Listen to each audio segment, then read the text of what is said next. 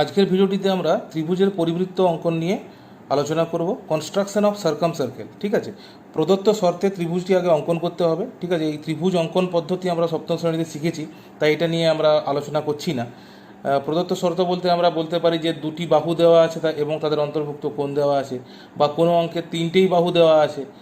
এমন আবার এরকম দেওয়া থাকতে পারে যে একটা বাহু দেওয়া আছে এবং তাদের যে প্রান্তবিন্দু, সেই প্রান্তবিন্দুতে দুটি কোণ দেওয়া আছে। ঠিক আছে, এই তিনটে পদ্ধতির মাধ্যমে ত্রিভুজটি আগে অঙ্কন করব এবং তারপরের যে প্রণালী, সেই প্রণালী নিয়ে আজকে আমরা আলোচনা করব। তাহলে এই পরিবৃত্ত অঙ্কনের জন্য প্রথম কাজ হচ্ছে পরিকেন্দ্র নির্ণয়। ঠিক আছে, পরিকেন্দ্র বলতে কি বোঝায়? যে কোনো ত্রিভুজের তিনটি বাহুর সমদ্বিখণ্ডক একটি বিন্দুতে মিলিত হয়। ঠিক আছে, একটি বিন্দুতে মিলিত হয়।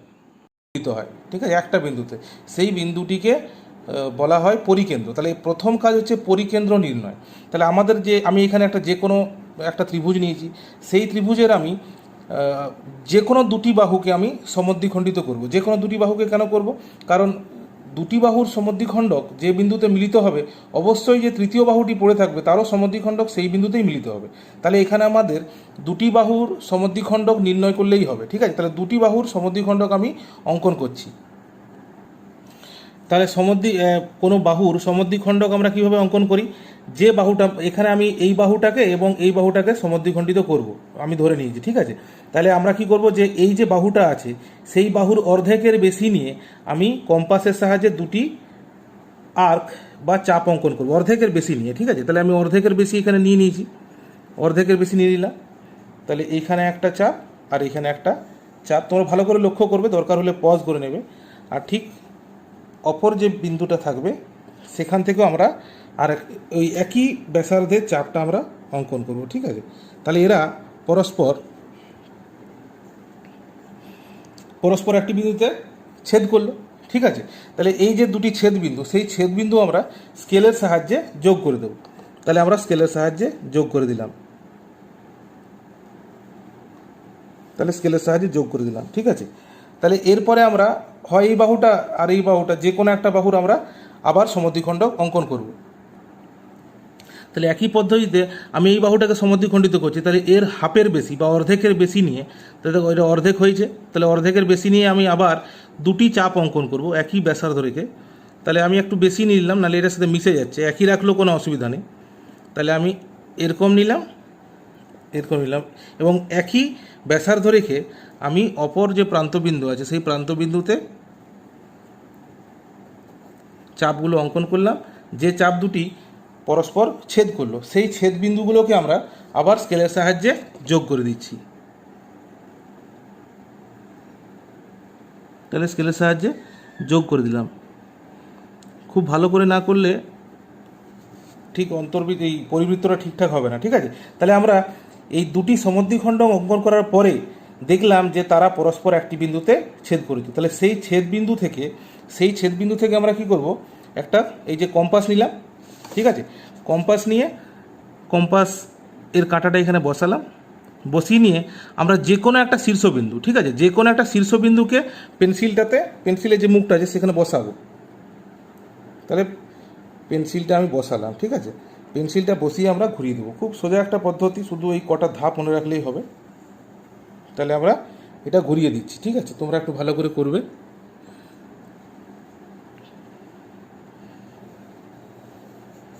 তাহলে আমরা ঘুরিয়ে দিলাম। ঠিক আছে, তাহলে আমরা দেখলাম কি যে বৃত্তটি হলো, সে বৃত্তটা প্রত্যেকটা শীর্ষবিন্দুকে, ত্রিভুজের প্রত্যেকটা শীর্ষবিন্দুকে টাচ করে গেছে বা ছুঁয়ে গেছে। তাহলে এই যে বৃত্তটি আমরা পেলাম, সেই বৃত্তটাই হচ্ছে যে প্রদত্ত ত্রিভুজ দেওয়া ছিল তার পরিবৃত্ত। ঠিক আছে, আমাদের যেহেতু বোর্ডে অঙ্কন প্রণালী লেখার কোনো দরকার নেই, তাই আমরা শুধু চিহ্নিত করে দেবো যে এবিসি ত্রিভুজ ছিল।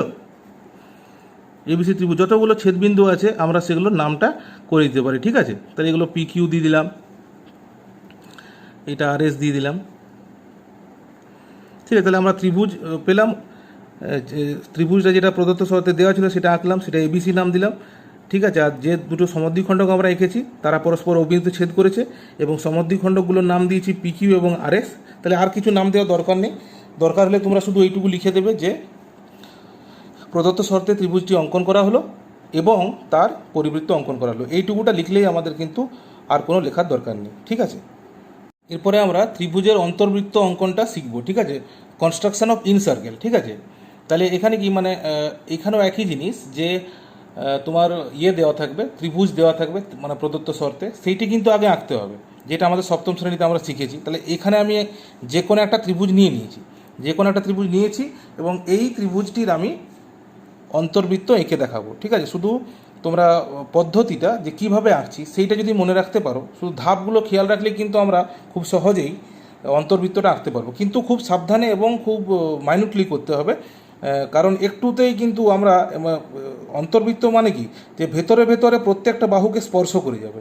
যদি একটু এদিক ওদিক হয় তাহলে কিন্তু কোনো না কোনো বাহুকে টাচ করবে না, ঠিক আছে। তাহলে আমি এঁকে দেখাচ্ছি যে কিভাবে এই ত্রিভুজটার অন্তর্বৃত্ত অঙ্কন করা যায়।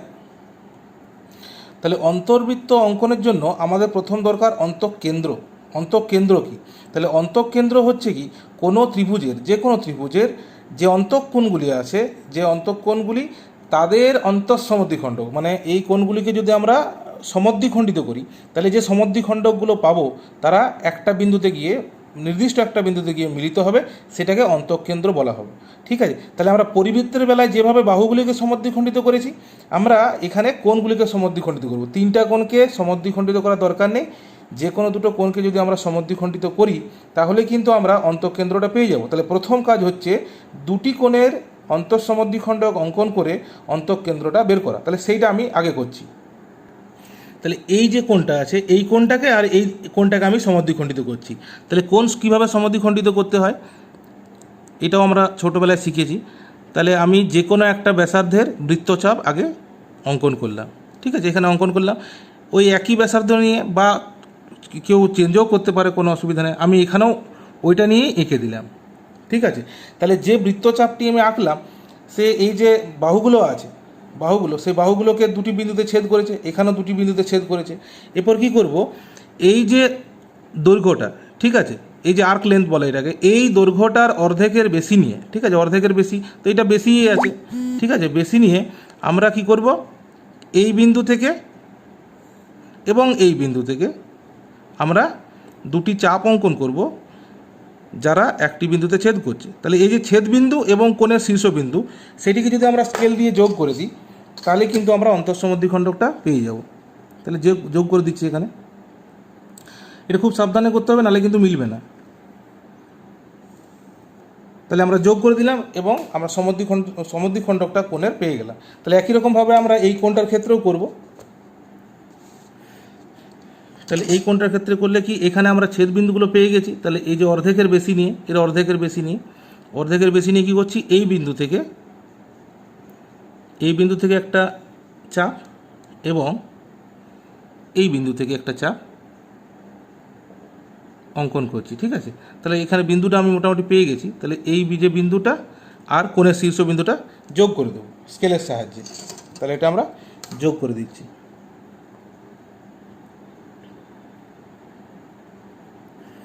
তাহলে কোণের সমদ্বিখণ্ডকগুলো পাওয়ার পরে আমরা দেখলাম যে অন্তঃসমদ্বিখণ্ডকদ্বয় পরস্পর একটি বিন্দুতে ছেদ করেছে, সেটা বিন্দু, ঠিক আছে। তাহলে এই বিন্দু থেকে আমরা এইটা হচ্ছে অন্তঃকেন্দ্র, এই বিন্দু থেকে যে কোনো একটি বাহু, এই যে তিনটে বাহু আছে, তিনটে বাহুর মধ্যে যে কোনো একটা বাহুর উপর আমাদের লম্ব অঙ্কন করতে হবে, ঠিক আছে। তাহলে এটা কোন পদ্ধতি হচ্ছে, ষষ্ঠ শ্রেণীতে আমরা শিখেছি যে কোনো একটা লাইন দেওয়া আছে বা সরলরেখা দেওয়া আছে, তার বহিস্থ কোনো বিন্দু থেকে ওই লাইনটার উপরে লম্ব অঙ্কন যে পদ্ধতি, সেই পদ্ধতিতে আমরা আঁকবো, ঠিক আছে। আমি সেই পদ্ধতিটাও বলে দিচ্ছি এখানে। কি করব, আমরা এই বিন্দু থেকে এই বাহুর উপরে, অর্থাৎ এই যে বিন্দুটা আমি বলছি অন্তঃকেন্দ্র, সেই অন্তঃকেন্দ্র থেকে এই বাহুটার উপরে আমি লম্ব অঙ্কন করছি, ঠিক আছে। তাহলে প্রথম কাজ হচ্ছে এখানে কম্পাসের কাঁটা বসালাম। এরপরে আমি এমনভাবে চাপ অঙ্কন করব যাতে এই বাহুটাকে দুটো বিন্দুতে ছেদ করে, ঠিক আছে। তাহলে ওইভাবে তোমরা সেট করে নেবে। তাহলে আমি ওটা আঁকলাম, ঠিক আছে, এমনভাবে চাপটি অঙ্কন করলাম যাতে বাহুটিকে দুটি বিন্দুতে ছেদ করে। এরপর কী করব, এই যে লেন্থ আমরা পেয়েছি, ঠিক আছে, এই লেন্থটা, এই দৈর্ঘ্যের অর্ধেকের বেশি নিয়ে আমি দুটি চাপ অঙ্কন করব, এইভাবে যেভাবে আমি দেখাচ্ছি। এই বিন্দু থেকে আঁকবো, এবং এই বিন্দু থেকে আঁকবো। আঁকলে কী হবে, তারা আবার পরস্পরকে ছেদ করবে। তাহলে এই যে ছেদ বিন্দু, ঠিক আছে, এই ছেদ বিন্দু মানে দুটি যে চাপ আঁকলাম তাদের ছেদ বিন্দু এবং অন্তঃকেন্দ্র যদি আমরা আঁকি, এই স্কেলের সাহায্যে যোগ করি, তাহলে কিন্তু আমরা সেই লম্বটা পেয়ে যাবো যেটা আমার দরকার। তাহলে এই যে লম্বটা আমরা অঙ্কন করলাম, সেই লম্বটার ত্রিভুজের ভিতরের দিকের অংশটাকে বলা হয় অন্তঃব্যাসার্ধ। মানে যে অন্তর্বৃত্তটা আমরা অঙ্কন করতে চলেছি তার ব্যাসার্ধ হচ্ছে এইটা, ঠিক আছে। তাহলে এইখানে এবারে কাঁটা কম্পাসের কাঁটা বসাবো আর ব্যাসার্ধ ধরে নিয়ে আমরা বৃত্তটা অঙ্কন করব, ঠিক আছে। তাহলে এইখানে আমি কাঁটা কম্পাসের কাঁটা বসালাম আর মাপটা নিচ্ছি ব্যাসার্ধে, খুব সাবধানে নিতে হবে, নাহলে কিন্তু মিলবে না। তাহলে এটা আমি নিলাম, এরপর দেখছি কতটা ঠিক হয়, ঠিক আছে। এরপরে আমরা বৃত্তটা অঙ্কন করছি।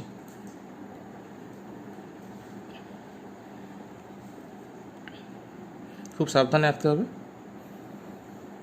ব্যাস। যাই হোক, মোটামুটি ভালোই হয়েছে।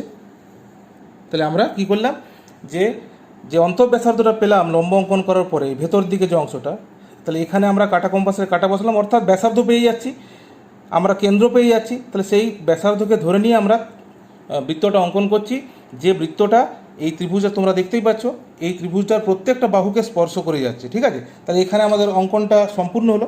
তাহলে আমরা এখানে শুধু নামকরণটা করে দেবো, ঠিক আছে, শুধু নামকরণটা করলেই হবে। ABC আর ও হচ্ছে অন্তঃকেন্দ্র, আর স্পর্শবিন্দুগুলোর নাম দিয়ে দিয়েছি যে PQR,